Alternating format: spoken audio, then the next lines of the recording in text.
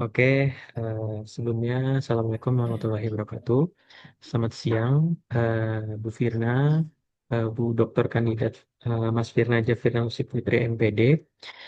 Sebelumnya terima kasih banyak Ibu telah hadir dan menyempatkan waktunya di sela-sela kesibukan Ibu yang sangat padat ini. Izin menyampaikan maksud dan tujuan Bu. Jadi maksud dan tujuan saya untuk menyelenggarakan Zoom ini bersama Bu Firna adalah ingin mengelaborasikan atau mengkomparasikan hasil temuan yang sudah saya lakukan sebelumnya gitu Bunda dengan cara mewawancarai 4 responden dari 4 sekolah yang berbeda seperti itu. Kemudian eh, untuk itu perlu disampaikan kepada Bu Firna sendiri bahwa dari keempat responden yang saya telah wawancarai mengenai dinamika implementasi kurikulum Merdeka melalui platform Merdeka Mengajar dalam perspektif kompetensi pedagogi guru pendidikan Pancasila, Bunda. Sudah saya ringkas, sudah saya rangkum ke dalam 3 pertanyaan besar ya Bunda, karena memang diperintahkan oleh Pak Subhan untuk meringkas pertanyaan di 3 dari semua pertanyaan yang ada. Jadi pertanyaan sebagai berikut Bunda. Jadi mohon izin untuk nanti Bunda sebagai narasumber utama atau seorang dosen yang sudah berkecimpung di dunia pendidikan dapat memberikan pandangannya ya Bunda ya, izin pada 3 pertanyaan berikut seperti itu. Mungkin langsung saja Bunda. Jadi dari semua narasumber yang sudah saya wawancarai didapatkan pertanyaan pertama adalah yang pertama itu bagaimana pandangan Bunda agar implementasi kurikulum Merdeka dapat merata, berkelanjutan dan membentuk profil pelajar Pancasila di seluruh sekolah.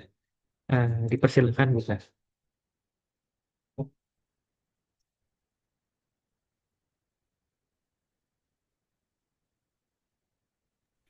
Oke, baik. Terima kasih kepada Bregas Parkesti, mahasiswa S2 STKIP Rahmania. Izin saya memperkenalkan diri, nama saya Mas Firna Janfirna Lucy Putri. Saat ini saya dosen Prodi PPKN pada Universitas Pamulang. Izin saya ingin memberikan sedikit tanggapan terhadap apa yang tadi Mas Brega sampaikan kepada saya, apa sih pandangan, bagaimana pandangan saya mengenai implementasi Kurmer agar dapat merata, berkelanjutan dan membentuk profil pelajar Pancasila. Menurut saya gini, kurikulum Merdeka yang saat ini ada sebenarnya menjadi sebuah acuan dan tantangan bagi guru, ya, terutama pedagogi. Kita tahu sekali bahwa 5 tahun ini Kurmer ini baru dibuat, kemudian disahkan menjadi kurikulum nasional, dan kita tahu betapa kagetnya guru-guru dengan kurikulum Merdeka ini. Ya, tentunya banyak hal-hal yang memang harus diperhatikan, ya diperhatikan bagaimana sih Kurmer ini bisa diimplementasikan dengan baik. Nah, implementasi kurmer yang merata misalnya, kan kita tahu sendiri ya, bahwa tidak semua guru memiliki pedagogik yang memang sama rata nih ya. Namun setiap guru itu harus memiliki kompetensi itu. Nah, salah satu caranya adalah dengan satu pelatihan guru. Nah, kita sudah mengetahui nih dari awal adanya kurmer ini, guru tuh harus diberikan pelatihan-pelatihan secara menyeluruh tentang kurmer. Dan tentunya pasti profil pelajar Pancasila untuk memastikan bagaimana pemahaman yang sama di seluruh lembaga pendidikan ya Indonesia dalam mengimplementasikannya secara efektif dan efisien. Itu harus. Nah, karena ya tidak semua guru memahami bagaimana implementasi kurikulum Merdeka. Sehingga harus ada upaya-upaya pada pemerintah tentunya untuk memberikan sebuah pelatihan-pelatihan dari tingkat pemerintahan pusat sampai tingkat daerah. Nah, kemudian apa lagi supaya merata? Sumber daya, ya. Sumber sekolah perlu memiliki sumber daya yang memadai, misalnya seperti buku, teknologi, fasilitas yang memadai untuk mendukung implementasi kurikulum merdeka ini. Nah, yang kita ketahui kan masalahnya kita dipaksa untuk guru dipaksa untuk bisa mengimplementasikan kurikulum merdeka, sedangkan sumber daya itu kurang gitu ya, kurang, guru tidak tahu, tidak mengerti teknologi. Nah, ini menjadi PR, menjadi sangat PR buat sekolah itu. Sehingga wajar saja kalau misalnya antara sekolah satu dengan sekolah yang lain pada saat mengimplementasikan profil kurikulum merdeka dan profil pelajar Pancasila ini tidak sama hasilnya. Karena itu tadi keterbatasan sumber daya, baik sumber daya manusia, baik itu seperti sarana dan prasarananya. Nah, kemudian nih, sekolah perlu menjalin kemitraan dengan siapa? Orang tua, masyarakat, kemudian bisa industri untuk meningkatkan apa? Bagaimana kesadaran dan partisipasi dalam implementasi kurikulum merdeka atau di bidang pemerintahan. Nah, mitra-mitranya. Nah, kalau SMK nih kan dia kejuruan, otomatis ke dunia industri gitu. Terus bagaimana dengan implementasi kurikulum merdeka yang berkelanjutan? Ya, harus ada evaluasi dan pemantauan. Nah, kalau tidak ada pemantauan dan evaluasi secara terus-menerus, nah nanti sasarannya tidak tercapai gitu. Tujuannya tidak tercapai, sasarannya tidak tercapai. Nah, dengan evaluasi dan pemantauan ini diharapkan bisa tercapai kurmer ini gitu. Terus apalagi yang harus di berkelanjutannya? Pengembangan guru. Guru Mbak, perlu sebentar ya Mbak ya. ditingkatkan kinerja. Guru perlu ditingkatkan kinerjanya untuk memastikan bahwa implementasi kurmer ini dapat berjalan dengan efektif. Jadi jangan sampai nih dengan adanya kurmer yang rata-rata implementasinya adalah berbentuk proyek, itu diserahkan kepada anak semua, sementara guru asik dengan oh ya udahlah proyek ini gitu, tanpa memerhatikan output dari proyek tersebut, terutama soft skill anak, terus apa hard skillnya gitu. Jadi ya udahlah, yang penting project jadi, terus gelar karya. Tetapi setelah itu hilang aja, selesai. Nah, harusnya kan dari project yang dilakukan itu bisa ke soft skill dan hard skillnya. Gitu. Terus adanya keterlibatan masyarakat. Ya, masyarakat sudah pasti harus ada keterlibatan, bisa menjawab kebutuhan-kebutuhan masyarakat. Apa sih yang sebenarnya dibutuhkan? Nah, Kurmer ini kan profil pelajar Pancasila lebih kepada condong kepada karakter ya, karakter. Nah, coba kalau di masyarakatnya kira-kira apa sih yang dibutuhkan gitu. Nah, kemudian bagaimana dengan implement profil pelajar saja bisa pengintegrasian nilai-nilai Pancasila, kemudian pengembangan karakternya, kemudian pengembangan keterampilannya, itu saya rasa cukup bagus. Nah, sehingga ya apa ya, implementasi kurmer ini bisa merata dan juga didukung oleh satu, yaitu tadi pelatihan guru, sumber yang merata, sumber daya yang memadai, kemudian kemitraan, evaluasi, pengembangan guru yang berkelanjutan. Ini kalau semua jadi satu, ini bisa apa ya? Implementasi ini bisa berjalan dengan baik. Gitu. Oke, baik. Terima kasih Bu Firna untuk jawabannya. Sangat komprehensif sekali ya Ibu ya. Izin memberikan spotlight Bu. Jadi dari sekian banyak proses implementasi, yang paling penting adalah sumber daya Ibu ya. Karena betul sekali masih didapatkan dari Mm-mm. penelitian saya bahwa banyak sekolah yang sumber dayanya masih terbatas sehingga sekolah tersebut itu Betul. sangat kurang memungkinkan untuk mengimplementasikan kurikulum merdeka seperti itu. Betul. Terima kasih Ibu untuk jawabannya. Izin Bu untuk lanjut ke pertanyaan nomor dua Ibu. Nggak apa-apa. Eh, Kemudian untuk pertanyaan nomor dua Ibu, menurut pandangan Ibu, bagaimana agar platform Merdeka Mengajar atau platform sejenisnya ke depan tidak hanya menjadi platform digital saja, tetapi benar-benar mendorong peningkatan kompetensi pedagogik dan kolaborasi antar guru. Jadi, bagaimana nih Bun, eh, platform Merdeka Mengajar atau sejenisnya atau sekarang tuh Kemendikbud ya, atau sekarang tuh kementerian yang baru meluncurkan rumah belajar gitu, tidak hanya dijadikan platform digital saja, tidak hanya membuang-buang anggaran saja license gitu, tapi benar-benar emang berimpact pada peningkatan pedagogi guru dan kolaborasi antar. Seperti itu Bunda, dipersilakan. Oke, bukan jadi plafon digital aja ya. Gitu kan ya maksudnya. Tapi bagaimana sih supaya ini ya? Wah, berat juga ya. Betul Bunda. Gini. Saya rasa Kurmer itu banyak banget plafon digitalnya. Benar nggak? Ya. Eh, Sebenarnya kalau kita lihat platform-platform itu kan guru juga bisa bisa apa ya menggunakan plafon yang sudah disediakan. Hanya saja gini ya, hanya saja bagaimana sih ini bukan hanya sekedar menjadi platform digital aja, tetapi bisa memberikan efek yang baik gitu, terutama bagi guru pedagogiknya gitu ya.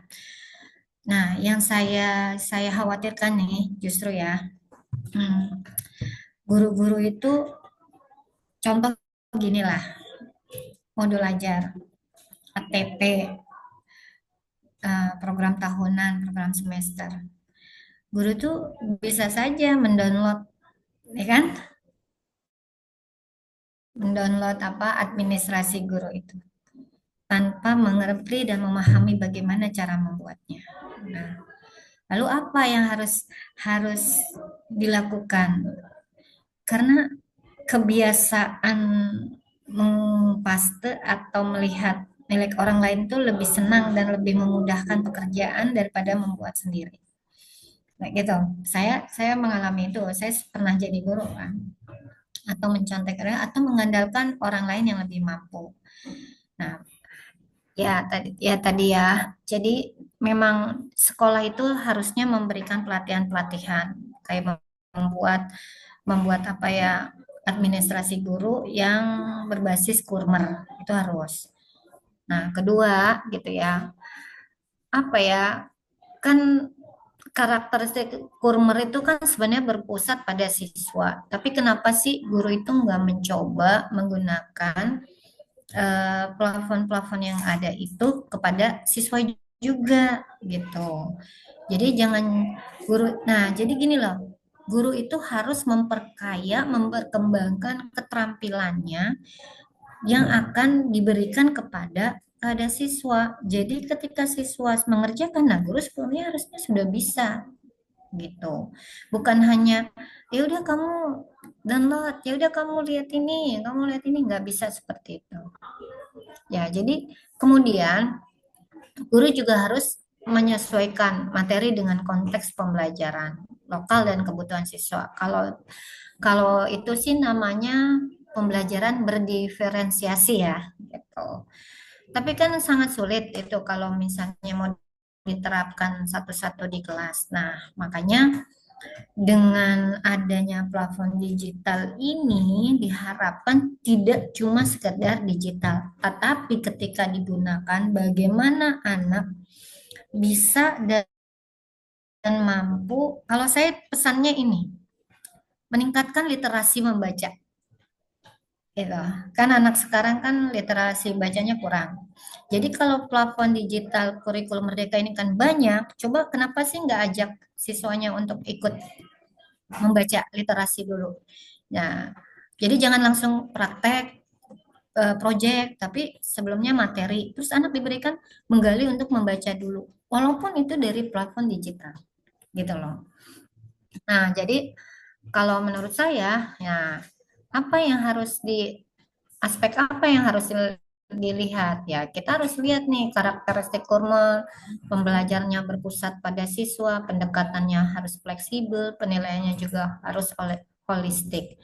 Mungkin itu ya. Jadi eh, bagaimana siswa juga dapat memahami konsep dasar, contohlah AI, dan dapat menggunakan teknologi secara bijak. Itu sih yang paling penting adalah menggunakan platform digital platform itu secara bijak dan meningkatkan literasi membaca siswa dan guru. Gitu. Oke, sip. Oke, siap. Terima kasih Ibu untuk pemaparan Ya, ya. materinya karena saya sangat setuju tingkat literasi siswa-siswa kita tuh sangat rendah sekali. Oleh karena itu percuma ya Bun diciptakan beratus-ratus Mm-mm. platform digital kalau misalkan literasinya sangat rendah itu nggak akan berfungsi juga seperti itu. Terima kasih Ibu untuk jawabannya. Kita lanjut ke pertanyaan nomor 3 ya Ibu ya. Mohon izin Mm-mm. untuk pertanyaan terakhir Bu. Menurut Bu Firna sendiri, bagaimana implementasi kurikulum Merdeka ini melalui platform Mereka Mengajar atau sejenisnya dapat memperkuat kompetensi pedagogik guru, khususnya dalam memahami siswa, menerapkan diferensiasi, dan melakukan evaluasi reflektif. Jadi, menurut Bunda, menurut pandangan Ibu sendiri, selaku dosen pendidikan ya Bu ya, kira-kira bagaimana nih, Bu? Apakah implementasi kurikulum Merdeka ini dapat meningkatkan kompetensi pedagogik guru, Bu? Mulai dari memahami karakteristik peserta didik, melakukan evaluasi pembelajaran, menciptakan pembelajaran berdiferensiasi dan sebagainya. Seperti itu. Dipersilakan, Ibu. Tadi saya udah jawab ya, berdiferensi. Ternyata di pertanyaan ketiga ada berdiferensinya juga. Ya, gini. Eh, kalau soal pedagogi guru ini ya, tadi saya saya katakan gitu ya, guru itu sebenarnya harus ada pelatihan. Tetapi kadang nih mungkin tidak semua fasilitas itu diberikan oleh sekolah. Sehingga guru itu harus mengembangkan dirinya melalui kegiatan-kegiatan pelatihan, workshop, seminar, bentuknya apapun untuk meningkatkan dan memperkuat kompetensi pedagogik dirinya sebagai guru. Dan harus ada kemauan, keinginan dari guru itu sendiri, pribadi sendiri untuk mengembangkan kepribadian apa pedagogiknya. Jangan menunggu dari sekolah. Nah, sekarang itu kan seminar-seminar gratis banyak.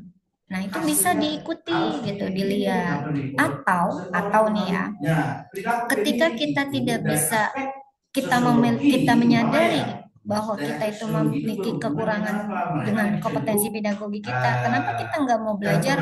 Misalnya apa nih yang kurang? Bisa lewat YouTube, bisa belajar dari teman sejawat, gitu ya. Kalau menurut saya, mungkin bisa belajar dari orang yang lebih berpengalaman. Kalau itu. Nah, kalau kalau misalnya dengan memahami apa ya, menerapkan diferensiasi ini tadi ya, menurut saya gitu. Memang pembelajaran diferensiasi ini memerlukan tantangan yang berat bagi guru, karena guru itu harus melihat satu-satu karakteristik dan apa ya kebutuhan siswa-siswa ini yang si A cocok apa nih. Jadi tidak semua harus dijangkau oleh guru. Tetapi ini menjadi tantangan berat, tantangan bagi guru. Bagaimana bisa mengenali sikap, karakter peserta didik serta bagaimana mengembangkan keterampilan minat setiap siswa di kelas. Ini yang menjadi tantangan. Sehingga guru memang harus terus menggali dekat dengan siswa, pandai kan bisa kalau di kelas kan bisa langsung observasi setiap hari, lalu mengenali siswa karakternya. Nah, itu salah satu caranya sehingga ketika ketika dia melakukan pembelajaran diferensi, saya rasa bisa terjadi. Nah, lalu melakukan evaluasi reflektif. Ya, saya rasa apa ya, guru kan memang harus selalu melaksanakan evaluasi, benar nggak? Ya, guru memang harus harus melakukan evaluasi. Nah, Betul. evaluasi yang seperti apa ini yang harus kita apa ya? Kalau saya gini, melihat evaluasi apa yang menjadi kekurangan kita, apa yang mencoba untuk baik diperbaiki, dan jika yang bagus itu lebih ditingkatkan lagi. Sehingga ketika kita menemukan masalah kekurangan peserta didik dan pembelajaran di kelas, kita segera untuk memperbaikinya, mengevaluasinya. Nah, evaluasi seperti ini ya itu tadi harus berkelanjutan, jangan terpotong-potong, terus tidak apa ya, tidak memilah-milah, tidak ini. Nah, itu menurut saya seperti itu. Kemudian gini, soal modul ajar yang sudah kita buat konsepnya pada implementasi memang belum tentu sama, tetapi kita bagaimana mencoba untuk selalu inovasi dalam pembelajaran, teknologi, dan platform-platform yang mungkin ada di kurikulum TK. Mungkin itu ya. Siap, Ya. terima kasih Bu Firna untuk pemaparan materinya. Saya sangat setuju sekali Bu, Ya. untuk guru tuh harus selalu haus belajar ya Bu ya. Jadi harus meningkatkan diri atau upskilling seperti itu. Bunda, mohon izin, terima kasih banyak untuk pemaparan jawabannya. Bunda sudah Ya. terrecord dan mohon izin untuk nanti mengkolaborasikan dengan hasil penelitian saya ya Bunda ya di bab 4 seperti itu. Baik. Kemudian Baik, baik. mohon izin Bunda, nanti karena ini saya pakai Zoom-nya nggak premium ya Bunda, jadi tinggal 8 menit lagi Bunda. Jadi mungkin Nggak apa-apa. Ya. eh, terima kasih jawabannya Bunda dan mohon kesediaannya Bunda ya, karena saya nggak bisa ke kampus Bunda, mohon Nggak izin. apa-apa, nggak apa-apa. Saya udah Udah difoto belum ini? sudah Udah di Bunda. screenshot belum? Ya, Sudah. siap. Karena saya berkantor Senin sampai Jumat ya Bunda ya, terus juga kadang keluar kota juga, jadi mohon izin Bunda silaturahminya hanya lewat Zoom saja seperti Nggak itu. apa-apa, nggak apa-apa. Siap, Heeh. Namun bagaimana? Bunda mohon kesediaannya Bunda ya, nanti boleh melampirkan nomor rekening ya Bunda ya ke WhatsApp, nanti akan ada sedikit apresiasi dari peneliti Bunda. Mohon izin ya Bunda, punten. Nggak usah, nggak usah, nggak usah, Gak nggak apa-apa usah. Bunda, kan saya Nggak nggak bisa usah, ketemu udah langsung jalan gitu. aja, didoain biar lancar. Saling Amin Bunda. mendoakan, yang paling penting. Saya juga sedang menunggu diperbolehkan sidang kelayakan. Mereka juga sama, ya. Siap, amin Terima Bunda. kasih, ya. Tapi masih ditunggu ya Bunda ya. Kalau misalkan Bunda berkenan, boleh langsung kirim ke saya ya Bunda. Nggak Maaf ya usah, Bunda orang izin. dibilang nggak usah, ya. Oke, Bunda sehat-sehat, sehat-sehat terus Bregas. ya Bunda. Ya, Makasih banyak ya, bantuannya Bregas. Bunda. Ya, Mohon izin ya. pamit ya Bunda ya. Terima kasih Ya, Bunda. Sehat silakan. selalu. Ya, saya pamit ya. Assalamualaikum. Baik Bunda. Salam. Assalamualaikum. Izin Bunda ya. Izin tutup ya Bunda. Waalaikumsalam. Ya.